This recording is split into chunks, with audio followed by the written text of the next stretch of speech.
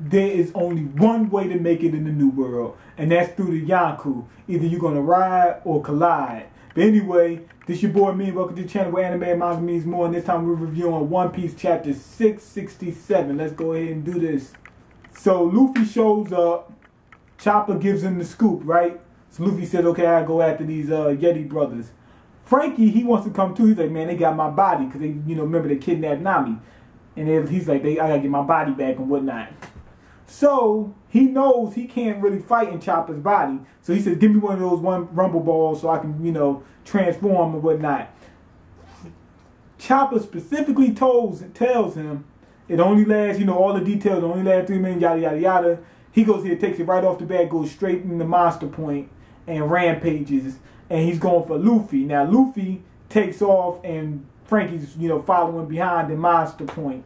So they cut to Caesar. Now, Caesar, we already knew he wanted those lasers and whatnot to see this technology. I guess he's trying to outdo, Vegapunk. It seems like that's the type of guy he is. I've got to outdo Vegapunk. I'm always in the shadow and stuff like that. Now, we find out he got a plan for the Marines. Meanwhile, the Yeti brothers, they're holding Nami down, dig, but like they got this little joke, this on run, they keep saying everything's cool and whatnot, right? But they're like half naked, they're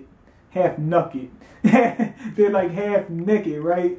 So you find out they basically just got on like a Speedo or something like that, and they're cold.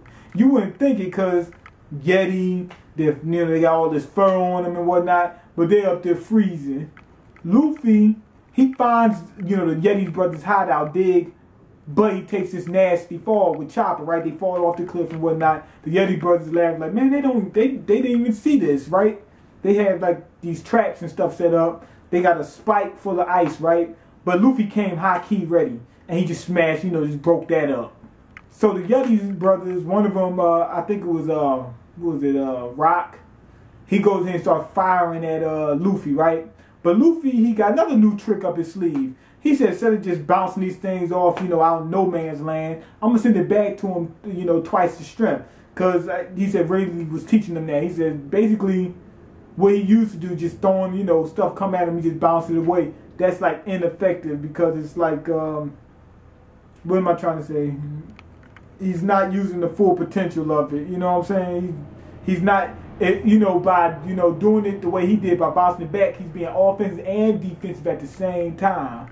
Then they got another plan. The Yeti brothers, they drop a whole mountain on top of Chopper, right? But Chopper grabs it, on top of Frankie and Chopper's body. He grabs it and he gives it back to him. You know what I'm saying? Just launches it at him. They doing damage to these guys, right? But at the same time, they're fighting each other. Chopper is fighting with Luffy. Then Luffy says, okay, I gotta end this right now. He gives him an elephant gun. And then this the part that had me laughing. Nami was like, that's the strongest attack you landed all day. How come the strong he used the strongest attack on his own teammate and not the Yeti brother? That was kind of funny. So next thing, Scotch bails, right? He takes off. But he's intercepted by Law. And he's getting ready to ask for Law's help. He said, you just came just in time. Luffy's right behind me. But then Law cuts him in half. Now he flips over and whatnot. And he goes in. He has this sword or something, this knife. And it's big. It's big. It's huge. I don't know. But it's small to him. He goes to try to stab Law. Law hits him with this kind of, I don't know, what's it called? Repulsion down or something. Repulsion or something. I don't know if he's using a dial or something, but he hits the guy hard. Takes Scotch out. Now, the reason why I say it's Scotch is because I believe Scotch is the one with the gas mask, and he had the gas mask on. And they still think that the other Straw Hats is dead and everything else. But anyway, Luffy catches up, and Law tells Luffy exactly what I said in the beginning. He said, there's only 2 ways you're going to survive in this in the new world. He said, you're going to ride or collide. But you got to go through the Yonkou, period. He said, so I wanted to know. He said, I know you're not going to be with him. He said, you're going to have to clash with him. He said, so I got this plan for us to take one of them out. Now, this is the thing. I'm starting to think that maybe Law didn't want to ride. He just collided with one of the Yonko. And guess who I'm thinking it is? Big Mom, of course it is. It's just going to be a coincidence. That way, so Luffy can have somebody to help him take out Big Mom, because you know he's screwed on that. Big Mom's going to be too much for Luffy. So he needs some help. Now, what happened with Law's crew? Like I said, they must have been wiped out. She probably got them. I don't know.